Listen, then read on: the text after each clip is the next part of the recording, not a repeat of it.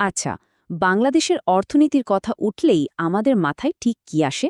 Garments শিল্প, প্রবাসী আয় বা রেমিটেন্স আর কম খরচে শ্রমিক এগুলোই তো, তাই না?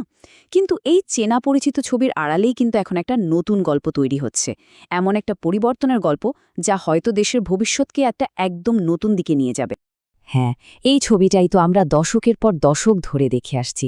বিশ্বজুড়ে বাংলাদেশের পরিচয়ও এটাই। কিন্তু আজকে আমরা এই চেনা গল্পের বাইরে একটা নতুন অধ্যায়ের কথা বলবো।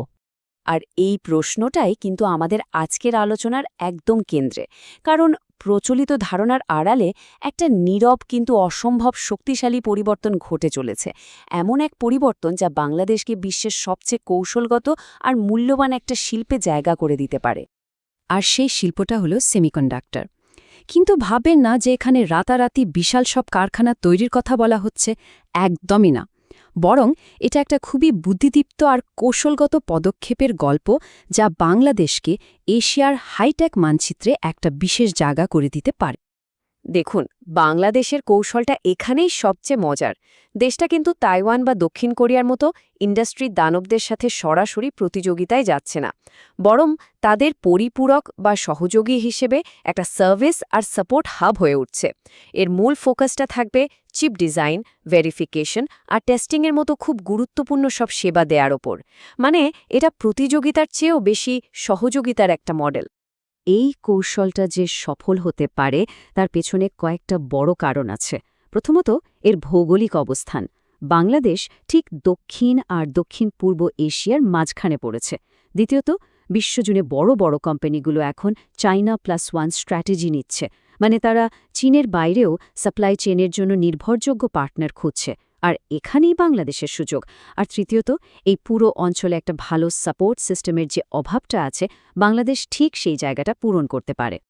এটা তো আমরা সবাই জানি যে কোনো হাইটেক শিল্পের জন্য দক্ষ লোক তো লাগবেই।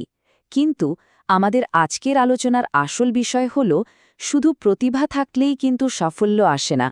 এর বাইরেও আরও একটা জরুরি জিনিস প্রয়োজন। অবশ্যই, যে কোনো ইকোসিস্টেমের ভিত্তি হল মানুষ, মানে ট্যালেন্ট। আর বাংলাদেশে প্রতি বছর হাজার হাজার দক্ষ ইঞ্জিনিয়ার তৈরি হচ্ছে, যারা ইলেকট্রনিক্স আর কম্পিউটার সায়েন্সে দারুণ পারদর্শী। তার মানে প্রতিভার ভিত্তিটা কিন্তু আমাদের এখানেই আছে। তাহলে প্রশ্ন হল, বিশ্বের বড় বড় কোম্পানিগুলোকে আকর্ষণ করতে এই প্রতিভার সাথে আর কি দরকার? এই সমীকরণের একটা খুব গুরুত্বপূর্ণ অংশ প্রায়ই আমাদের চোখ এড়িয়ে যায়। ভাবুন তো, সেই অনুপস্থিত অংশটা কি হতে পারে?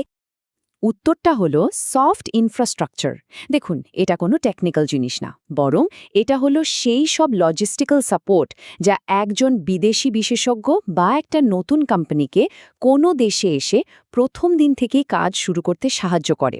যেমন ধরুন, থাকার জন্য একটা রেডি বাসা, কাজ করার জন্য একটা গোছানো অফিস, এই ধরনের সাপোর্ট। ব্যাপারটা আর একটু সহজ করে বলি। ধরুন, থাকার জন্য যদি ফার্নিশড অ্যাপার্টমেন্ট রেডি থাকে, তাহলে বিদেশি ট্যালেন্টদের নিয়ে আসাটা কত সহজ হয়ে যায়। আবার কাজ করার জন্য যদি তৈরি অফিস পাওয়া যায়, তাহলে কোম্পানিগুলো কোনো সময় নষ্ট না করে দ্রুত কাজ শুরু করতে পারে। আর ভার্চুয়াল অফিসের সুবিধা থাকলে তো যে কোনো কোম্পানি অনেক কম ঝুঁকিতে এখানে ব্যবসা শুরু করতে পারে। এই প্রত্যেকটা জিনিসই কিন্তু এক একটা বড় সমস্যার সমাধান করে আর পুরো ইকোসিস্টেমকে মজবুত করে তোলে। আর এই চাহিদাগুলো মেটাতে দেশে এখনই কিন্তু নানা রকম প্ল্যাটফর্ম তৈরি হচ্ছে, যারা এই ফার্নিশড বাসা বা অফিসের মতো সেবা দিচ্ছে। এর মধ্যে তিনটা জিনিস তো সবচেয়ে জরুরি। ১. ফার্নিশড অ্যাপার্টমেন্ট, যা বিদেশি এক্সপার্টদের থাকার চিন্তা দূর করে। ২.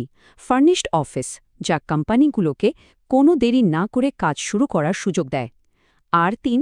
ভার্চুয়াল অফিস, যা মার্কেটে ঢোকার জন্য একটা সহজ আর কম ঝুঁকির প্রথম ধাপ হিসেবে কাজ করে। আচ্ছা, অনেক তো পরিকল্পনার কথা হলো। চলুন এবার দেখি এই সবকিছু বাস্তবে ঢাকার ঠিক কোথায় রূপ নিচ্ছে।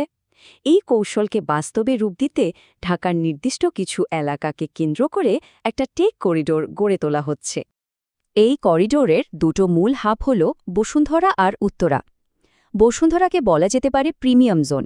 এখানে আন্তর্জাতিক মানের স্কুল, হাসপাতাল আর দারুণ জীবনযাত্রার সুবিধা আছে। তাই এটা বিদেশি পেশাদার আর বড় কোম্পানির হেডকোয়ার্টারের জন্য একদম আদর্শ। অন্যদিকে উত্তরা হলো একটা স্কেলেবল হাব। এটা বিমানবন্দরের খুব কাছে আর তুলনামূলকভাবে খরচও কম, তাই স্টার্টআপ আর অফশোর ডেলিভারি সেন্টারের জন্য জায়গাটা চমৎকার। আর শুনুন, এই পরিকল্পনা কিন্তু শুধু কথার কথা না, এর পেছনে ডেটা ভিত্তিক পূর্বাভাসও আছে। এখানে দেখা যাচ্ছে আগামী 2 দশকে সেমিকন্ডাক্টর কোম্পানির সংখ্যা, বিদেশি পেশাদারদের আগমন আর জিডিপিতে এর অবদান ঠিক কী পরিমাণে বাড়বে বলে আশা করা হচ্ছে। এই সব সংখ্যার মধ্যে একটা সংখ্যা কিন্তু চোখে পড়ার মতো, সেটা হলো 2040 সালের মধ্যে 6,000-এরও বেশি বিদেশি পেশাদারের আগমন। একবার ভাবুন তো, এই বিশাল সংখ্যক মানুষের জন্য থাকার জায়গা, অফিস স্পেস আর অন্যান্য সুযোগ সুবিধার কি বিশাল একটা চাহিদা তৈরি হবে। সফট ইনফ্রাস্ট্রাকচারের গুরুত্বটা এখানে স্পষ্ট বোঝা যায়। আর এই চার্টটা সেই বৃদ্ধির গতিপথকেই তুলে ধরে। এটা কিন্তু কোনো সাধারণ সরল রৈখিক বৃদ্ধি না, এটা একটা এক্সপোনেনশিয়াল বৃদ্ধি। মানে এটা অনেকটা স্নোবলের মতো, প্রথমে হয়তো আস্তে আস্তে শুরু হবে, কিন্তু একবার গতি পেয়ে গেলে এর আকার আর বেগ দুটোই হু হু করে বাড়তে থাকবে। এত সব ডেটা, এত সব কৌশলের পর চলুন একদম মূলে ফিরে যাই। আর সেই মূল হল মানুষ। কারণ দিন শেষে এই পুরো শিল্পের চালিকা শক্তি তো তারাই। ব্যাপারটা আসলে খুবই মানবিক। প্রতিটি বড় প্রকল্পের পেছনেই কিন্তু এমন ছোট ছোট মানবিক গল্প লুকিয়ে থাকে। হয়তো একজন ইঞ্জিনিয়ার তার পরিবার নিয়ে একটা নতুন দেশে আসছেন, অথবা একজন উদ্যোক্তা তার সারা জীবনের স্বপ্ন নিয়ে একটা নতুন বাজার পরীক্ষা করছেন। এই মানুষগুলোর জন্য একটা স্বস্তির পরিবেশ তৈরি করে দেওয়াই কিন্তু সাফল্যের আসল চাবিকাঠি। সুতরাং শেষ প্রশ্নটা শুধু একটা টেক ইন্ডাস্ট্রি কীভাবে বানানো যায় তা নিয়ে নয়। আসল প্রশ্ন হল যে মানুষগুলো কাঁধে কাঁধ মিলিয়ে এই শিল্পকে এগিয়ে নিয়ে যাবে, তাদের জন্য একটা স্বাচ্ছন্দ্যের, একটা নিরাপদ বাড়ি তৈরি করা সম্ভব হবে কিনা। আর এই উত্তরের উপরে কিন্তু বাংলাদেশের সেমিকন্ডাক্টর স্বপ্নের ভবিষ্যৎ নির্ভর করছে।